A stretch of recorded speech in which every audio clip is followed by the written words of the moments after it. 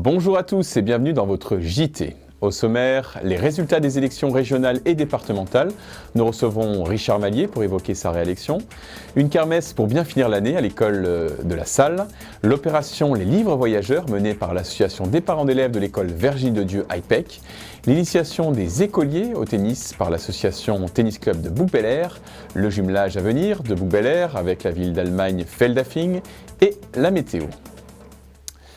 Le personnel municipal de l'école de la Salle a organisé une kermesse pour bien finir l'année. Après des mois de restrictions et plusieurs confinements, les sourires étaient sur toutes les lèvres des élèves de l'école.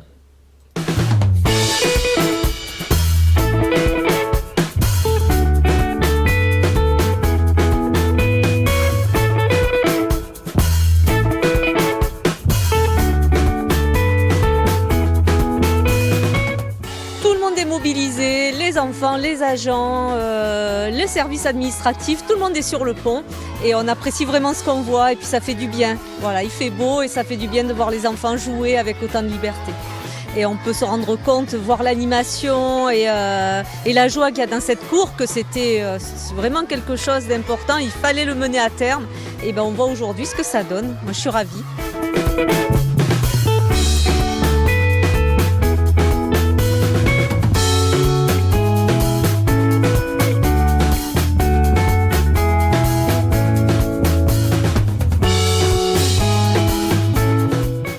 C'est trop bien, puis on écoute de la musique, c'est cool. Ouais, moi aussi j'aime bien, c'est bien, ça va. Voilà. Trop bien, j'adore la bataille d'eau, j'adore la pêche au canard et j'ai adoré la course avec la balle dans la cuillère. Et j'ai aussi adoré quand on devait faire passer la bouteille d'eau trouée par-dessus la casquette. En fait, t'as tout aimé? Oui, j'ai tout aimé, j'ai tout aimé.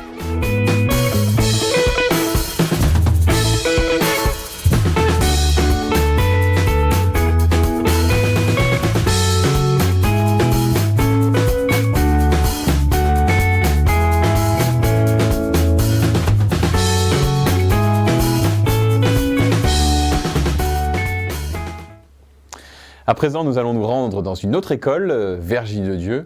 Il ne s'agit pas d'une kermesse, mais d'un événement très original qui vise à redonner le goût de la lecture aux enfants. Il s'agit des livres voyageurs, une opération réalisée par la très dynamique association des parents d'élèves IPEC.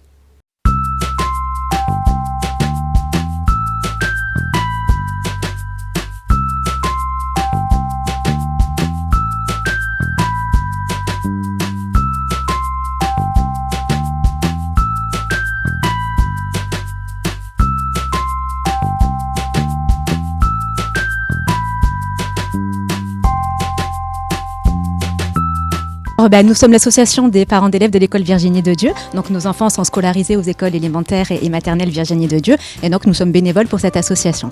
Nous avons l'habitude, sur des années normales, d'organiser des événements, des actions en continuité avec la vie de l'école. Et cette année, en raison des restrictions sanitaires, on n'a pas pu faire beaucoup d'animations. Et donc ça nous tenait à cœur, en cette fin d'année, d'organiser un événement pour les enfants.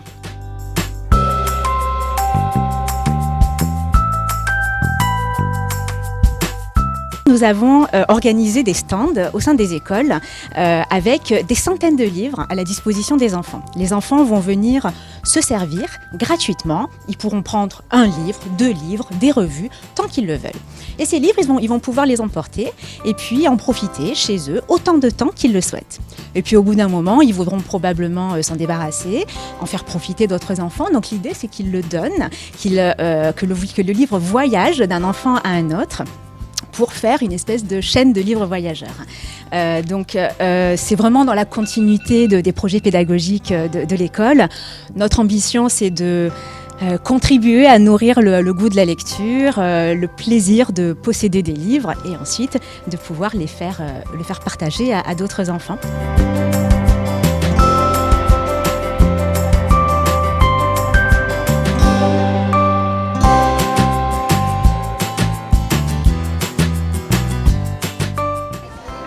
J'ai choisi Martine et les sports et Russell Pool. Le cool. Russell le cool. J'ai choisi Titeuf. Pourquoi? Parce que Titeuf, à chaque fois, il est énervé et ça parle d'un garçon. Et j'adore voir ça dans les dessins animés.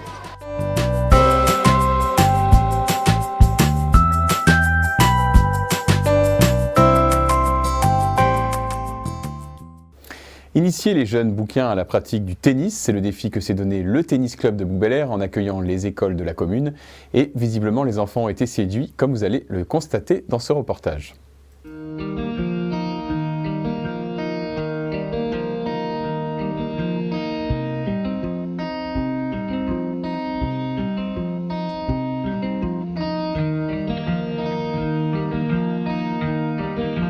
L'idée de base, c'était de permettre le tennis à tous les adhérents et à tous les habitants de Bouc-Bel-Air.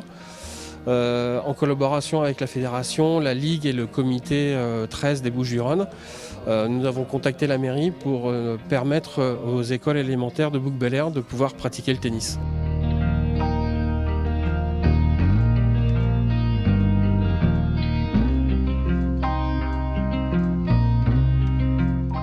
Les enfants ne font que du sport, la plupart d'entre eux font du sport uniquement à l'école, par les cours qui sont prodigués par les maîtres et par les professeurs. Aujourd'hui, on a l'opportunité avec les associations sportives de Bouc-Bel-Air de pouvoir développer l'activité sportive à l'école et pour les enfants. Ça permet aussi de faire découvrir de nouvelles activités, de faire découvrir de nouveaux terrains, de nouvelles pratiques à ces enfants qui n'ont pas l'habitude, qui n'auraient pas l'idée de venir pratiquer. Qui plus est aussi, c'est un moyen qui est énorme, c'est de pouvoir lutter contre la sédentarité des enfants qui, en cette période post-Covid et en cette période de confinement, ont été tous cantonnés, confinés chez eux.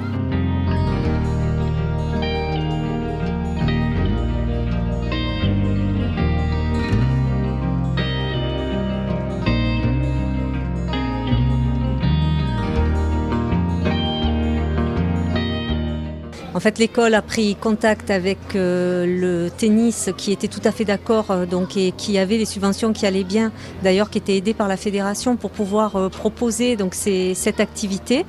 Ça a matché, comme on dit, dans le domaine du sport et je peux dire, pour avoir entendu les retours des écoles, ça s'est très très bien passé de façon très professionnelle avec un encadrement digne de ce nom. Il y a des inscriptions, donc c'est très bien pour le club et on espère surtout pouvoir prolonger ces actions.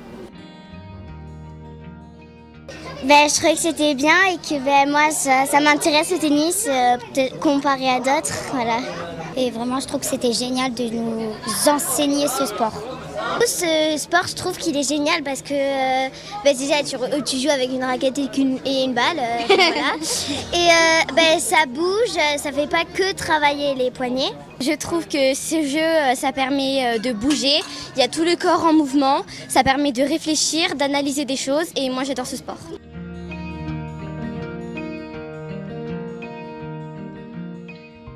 Comme en 2015, le Rassemblement national s'est incliné au second tour des élections régionales en Provence-Alpes-Côte d'Azur, après avoir 2 mois durant été annoncé vainqueur par les sondages. La liste menée par le président sortant Renaud Muselier, laissé seul en duel par le retrait de la gauche, a battu dimanche 27 juin celle du candidat du Rassemblement national Thierry Mariani, réunissant 57,3% des voix contre 42,7% pour son adversaire. À Bouc-Bel-Air, les électeurs ont également massivement voté pour Renaud Muselier à plus de 64%. Son adversaire n'a recueilli que 35,57%. En ce qui concerne les départementales, Bouc-Bel-Air a très massivement voté pour le binôme Richard Mallier Amapola-Ventron, 76,03% contre 23,97% pour leurs adversaires Philippe Sanchez et Laurence Lamarque. Au niveau du canton, les électeurs se sont également prononcés très nettement pour le binôme gagnant, avec 63,64% pour le binôme Mallier-Ventron, contre 36,36% pour le binôme Sanchez-Lamarque. Et on reçoit l'un des vainqueurs du binôme élu, Richard Mallier. Bonjour Richard Mallier. Bonjour. Alors comme en 2015, vous remportez cette élection très nettement contre les candidats du Rassemblement national et on aimerait avoir une première réaction après cette réélection. Alors d'abord très nettement oui, parce que 63 contre 36 et des poussières, évidemment c'est un très bon score. Et c'est même meilleur qu'en 2015, puisqu'en 2015 nous étions à 59. Donc on a fait quand même une progression. En nombre de voix, non, puisqu'il y a moins de votants qu'en 2015, mais les abstentions, peut-être qu'on en parlera plus tard. Donc nous sommes évidemment ravis, avec un binôme totalement différent. Sur les 4 communes du canton, il y en a une qui a changé de maire l'an dernier, et je me suis présenté avec, comme binôme, le maire de cette commune, qui est une commune très connue par les bouquins et très connue par évidemment les Cabriessins aussi, hein, puisqu'on travaille depuis 1973 en commun avec Cabriès et Simiane. Vous voyez, c'est pas d'aujourd'hui. Et donc on a à Cabriès un score qui est aussi très important, puisqu'à Cabriès, nous faisons 72%. Bon, à Bouc-Bel-Air, on fait 76, ok, je vous l'accorde, mais 72, c'est très important, avec un jeune maire qui commence à être connu et voir quel est le travail qui est fait dans la commune de Cabriès, ce qui est important aussi. Alors, monsieur le maire, vous l'avez relevé, il y a quand même une différence par rapport à 2015. C'est l'abstention qui touche notre pays. En 2015, elle était de 50% environ, en tout cas dans notre canton. En 2021, elle est de plus de 64%. Alors, que s'est-il passé? Quelles sont les leçons que l'on doit en tirer? Alors, les raisons. Les raisons, c'est qu'on vient de vivre d'abord, enfin, me semble-t-il, 15 mois extrêmement difficiles, avec du confinement, du déconfinement, du reconfinement, les gestes barrières au milieu, on n'a plus le lien social qu'on avait avant, etc., qui fait que les gens sont un peu perdus. Donc j'ai l'intime conviction que beaucoup de nos concitoyens ne se sont pas mobilisés outre mesure compte tenu de ce qui se passait. Bon, d'abord, beaucoup ont eu peur aussi d'aller voter. Hein. Souvenez-vous, l'an dernier, les municipales, avec un deuxième tour qui a été décalé, qui a amené aussi beaucoup d'abstention, parce que les gens sont dans l'expectative. On aimerait bien que cette situation finisse.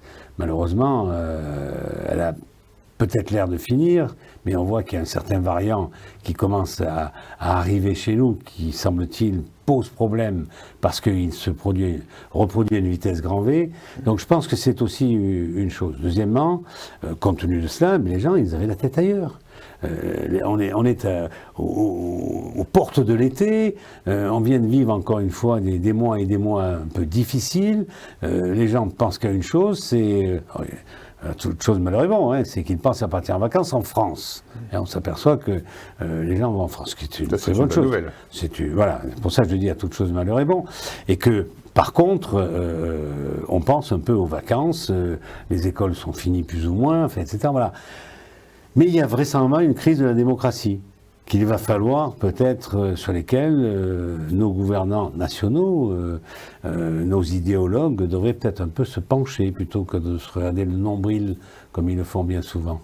Mais l'une des raisons tout de même de cette abstention, alors c'est pas la seule, mais il y a aussi cette méconnaissance des Français à l'égard de leur institution, et notamment sur les compétences du département qui est pourtant une collectivité territoriale majeure.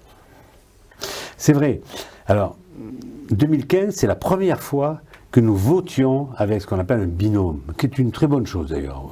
Moi je trouve que ça donne une parité, hommes et femmes, c'est très bien, avec un canton bien défini, qui ne correspond pas à celui d'avant.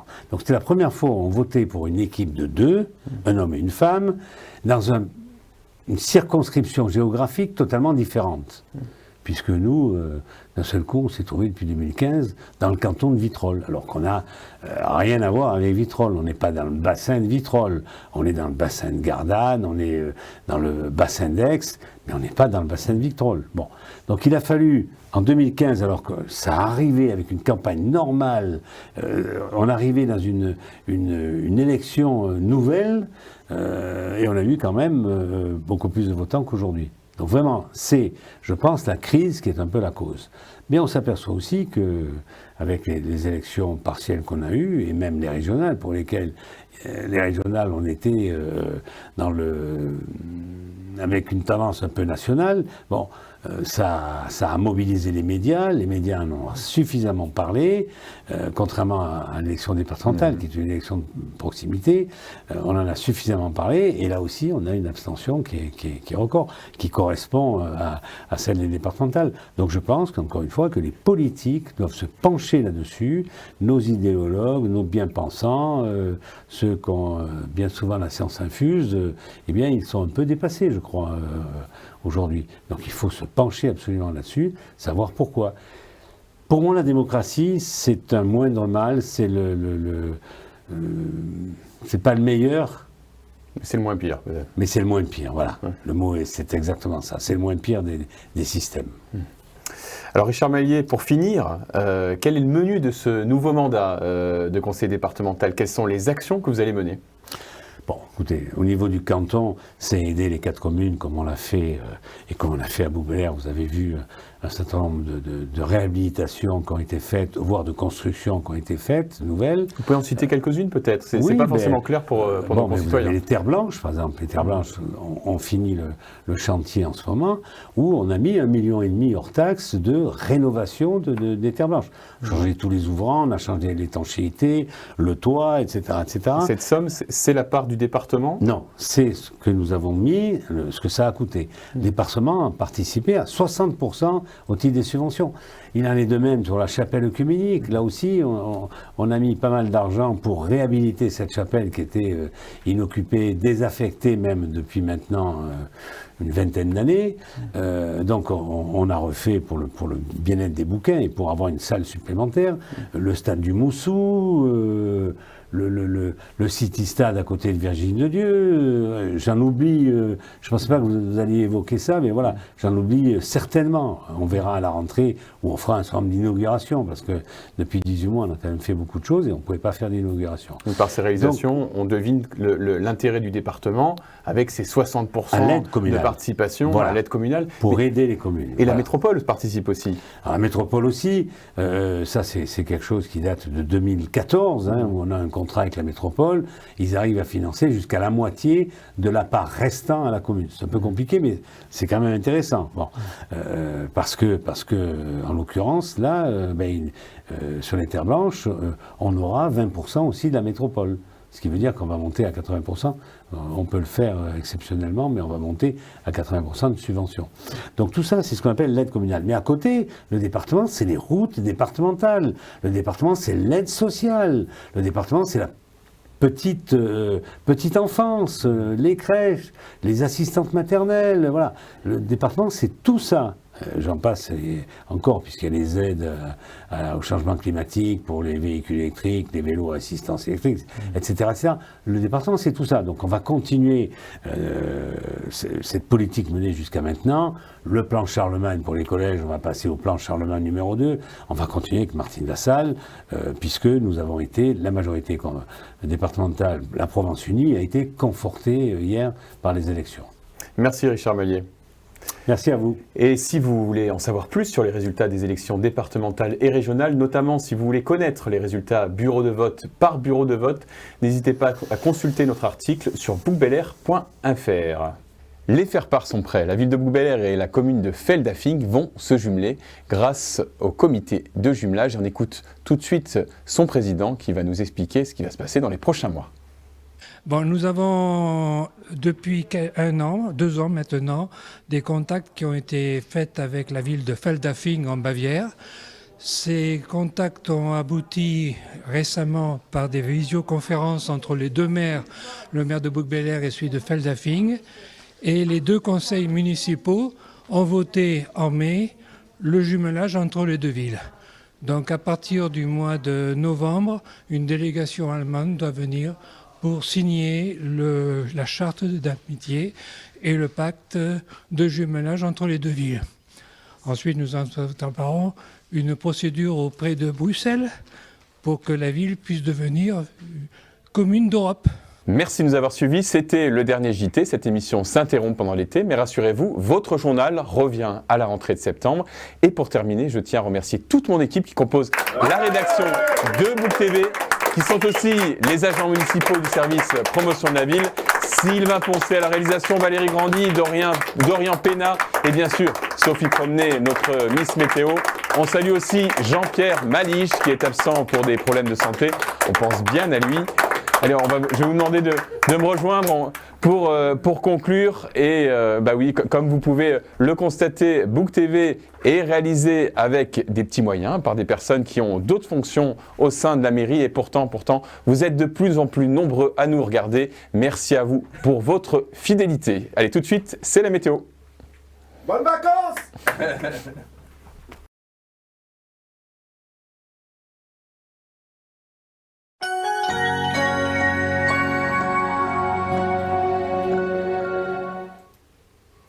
Bonjour à tous. Les semaines se suivent et se ressemblent. Et j'ai bien l'impression que cette semaine encore, la carte ne va pas beaucoup changer. On le découvre tout de suite en images. Demain, mardi, eh bien oui, le ciel reste bien ensoleillé.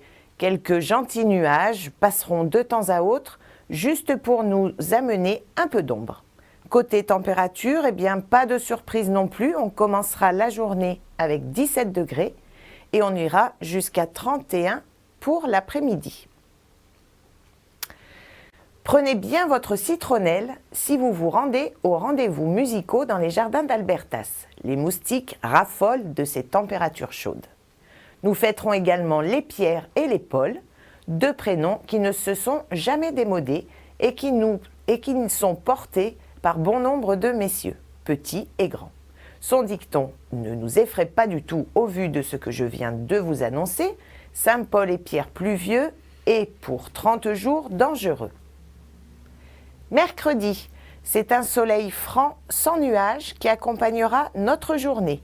Il fera toujours chaud avec 17 degrés en matinée et 31 pour l'après-midi. C'est un prénom dérivé de Mars, le dieu de la guerre dans la mythologie romaine, que nous devrons fêter ce mercredi. Il s'agit de Martial. Et la nuit de la Saint-Martial, l'abeille prend son bien ou son mal. Jeudi, toujours ce même ciel ensoleillé parsemé de quelques nuages qui lancent les mois de saison estivale. Les températures, quant à elles, montent un peu. Il fera toujours 17 degrés pour la matinée et on dépassera encore les 30 l'après-midi avec 32. Pour ce premier jour de juillet, nous souhaiterons une bonne fête au Thierry, un prénom d'origine germanique, plutôt rare de nos jours, mais qui a connu sa gloire dans les années 60, sans doute grâce au film Thierry Lafronde, et à la Saint-Thierry, au chant Jour et Nuit. Vendredi, le soleil brillera sur l'ensemble de la journée.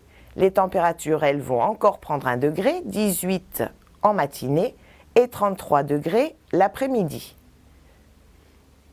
Des températures idéales en soirée pour aller voir Chansons sous les étoiles au château. Nous fêterons les Martiniens, un prénom d'origine latine qui a toujours été rare. Sa forme raccourcie, Martin, est beaucoup plus courante. Malgré sa rareté, il possède tout de même son dicton « S'il pleut à la Saint-Martinien, tout le mois sera ennuyé ». Notre week-end devrait être, à l'image de cette semaine, ensoleillé et chaud, puisque les températures varieront entre 17 et 33 degrés. Eh bien, nous voilà dans la période estivale, et qui dit estivale dit vacances. Je vous souhaite à tous de passer un bel été, de bonnes vacances, et n'oubliez pas de suivre nos programmes d'été sur Book TV. Quant à nous, on se retrouve dès septembre pour de nouveaux bulletins météo. À très vite.